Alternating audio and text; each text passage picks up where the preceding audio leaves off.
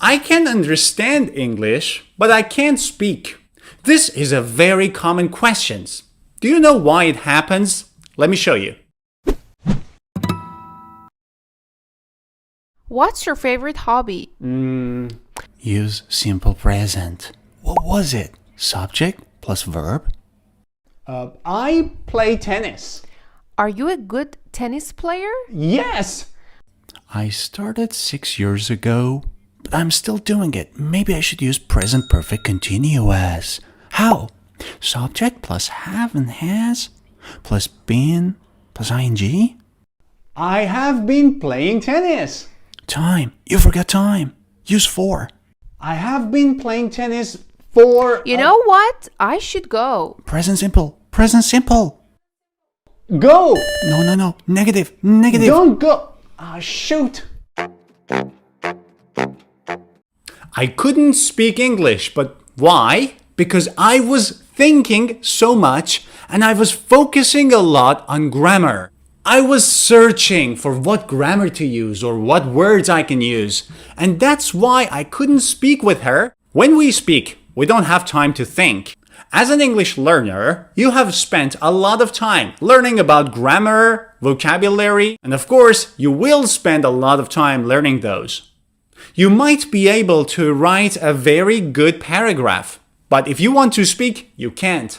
And the reason is because when you are writing, you have time to think about the grammar rules, the structures, what words to use. But when you're speaking, there is no such time.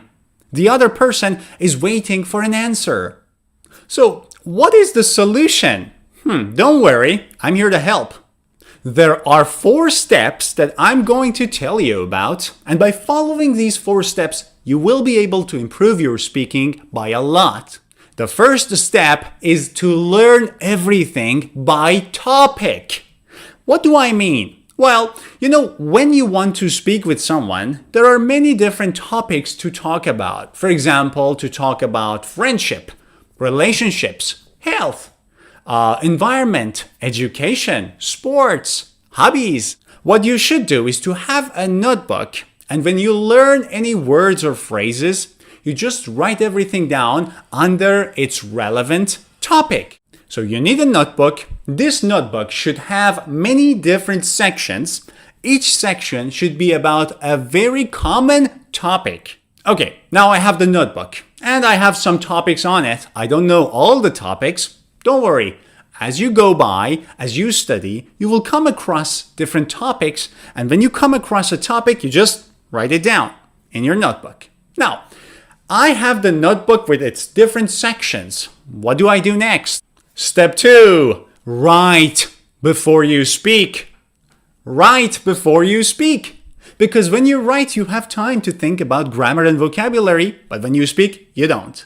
Let's take the case of friendship as a topic. So you open your notebook, you go to the friendship section, and what you do here is that you write down a few sentences with different adjectives or nouns or phrases or verbs that are about this topic. Okay, I don't know what to write. I have friends. That's the only sentence I can make. What should I do?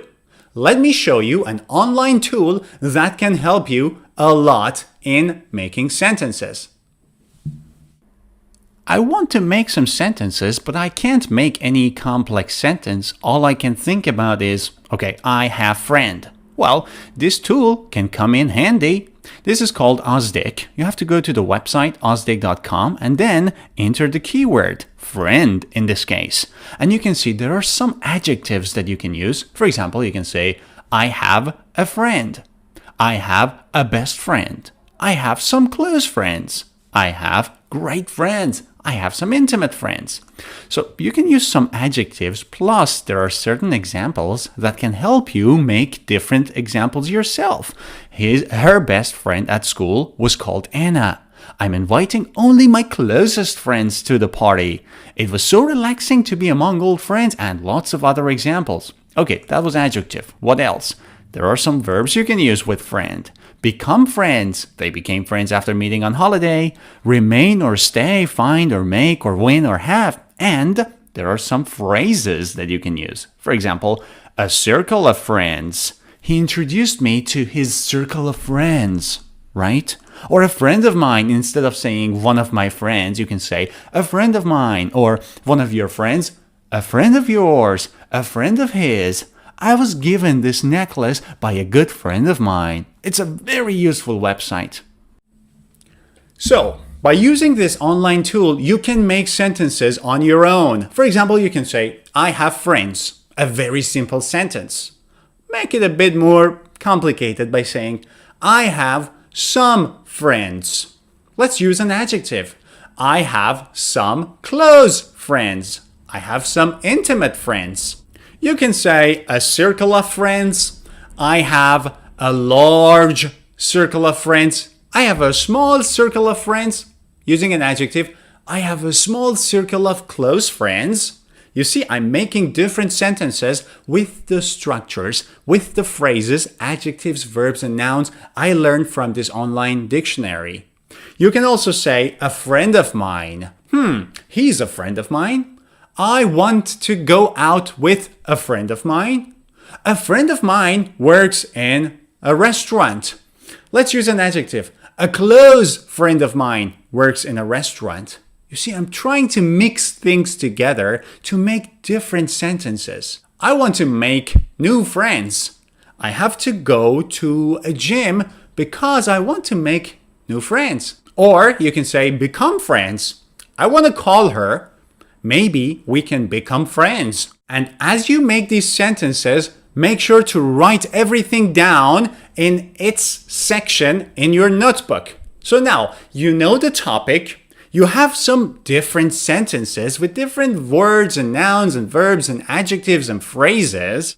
These phrases are also called prefabricated sentences, which means sentences that you made earlier or before.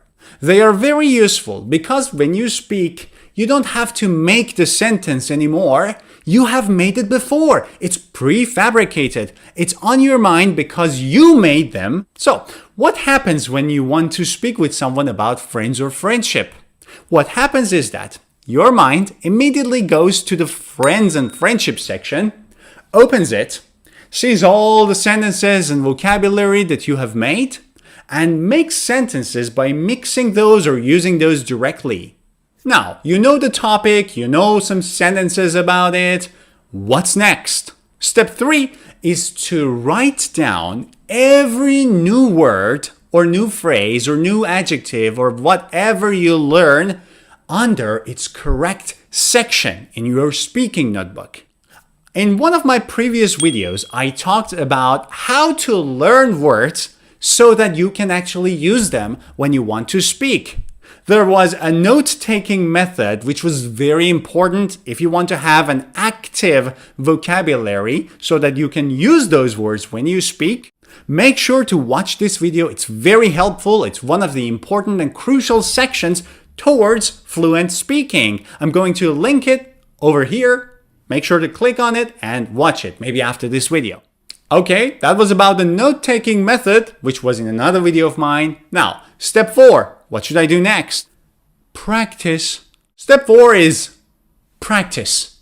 Yes, this is a very, very important step. Let me give you an example.